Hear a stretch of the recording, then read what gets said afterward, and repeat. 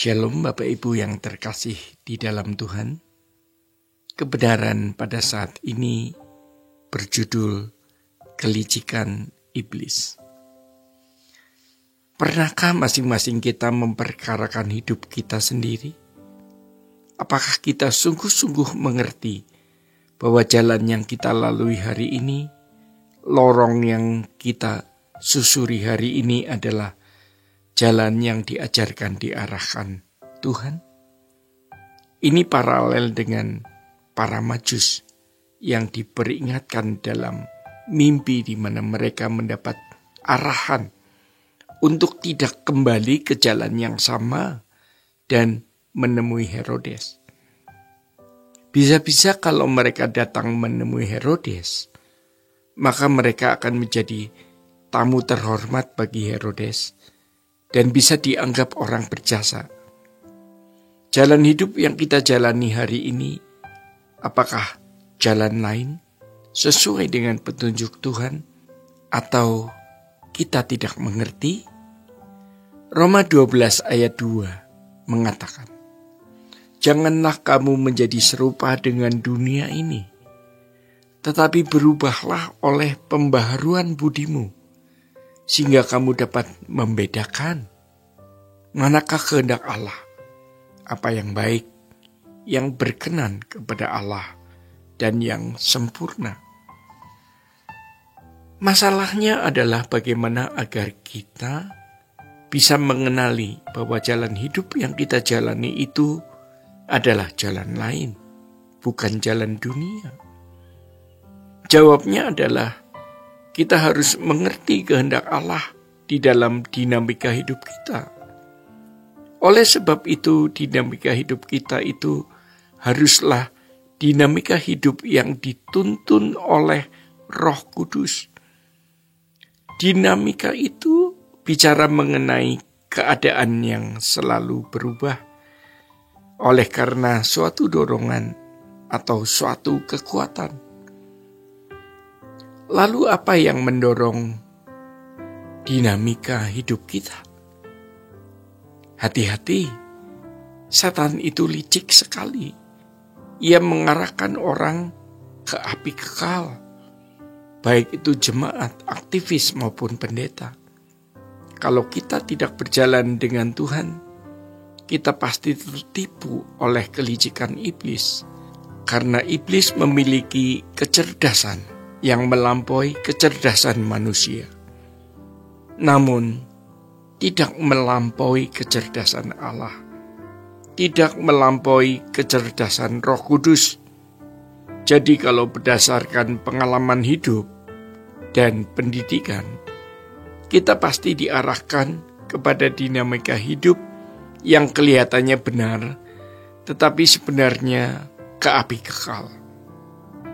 Dia bisa menyamar sebagai malaikat, padahal dia bukan malaikat yang kudus. Manusia saja bisa memalsukan barang secanggih apapun, apalagi iblis yang lebih dari manusia.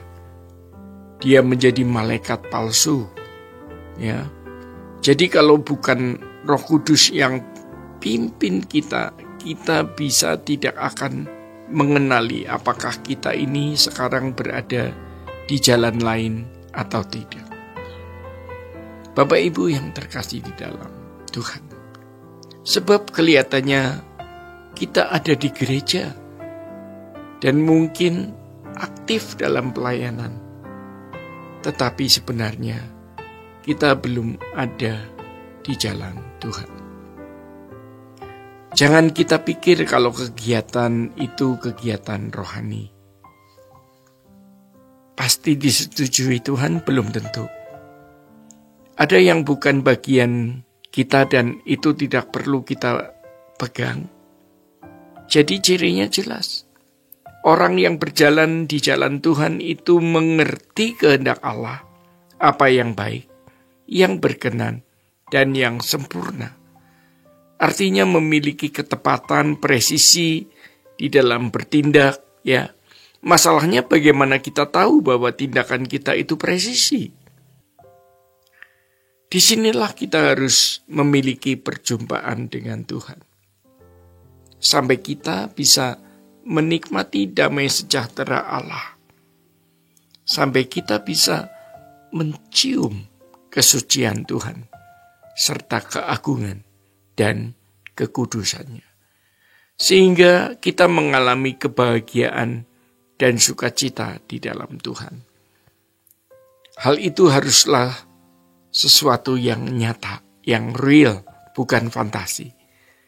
Kalau kita sering mendengar orang berkata, "Aku membawa damai sejahtera dari Tuhan," padahal dia belum mengalami perjumpaan dengan Tuhan secara pribadi, maka perkataan itu hanya fantasi. Dia harus mengalami dahulu perjumpaan dengan Tuhan. Coba renungkan Bapak Ibu. Betapa hebat kita bisa memiliki Tuhan, bisa berjalan dengan Yang Maha Kudus, Allah Israel.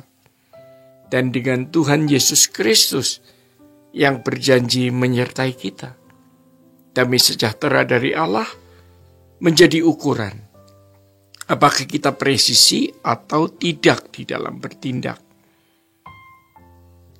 Kalau kebahagiaan, sukacita, dan damai sejahtera kita masih ditopang oleh perkara-perkara dunia, maka kita pasti tidak bisa membedakan apakah tindakan ini presisi atau tidak. Indikatornya kacau, parameternya tidak jelas. Bapak Ibu yang terkasih di dalam Tuhan, demikian kebenaran pada saat ini. Tuhan Yesus memberkati sola gratia.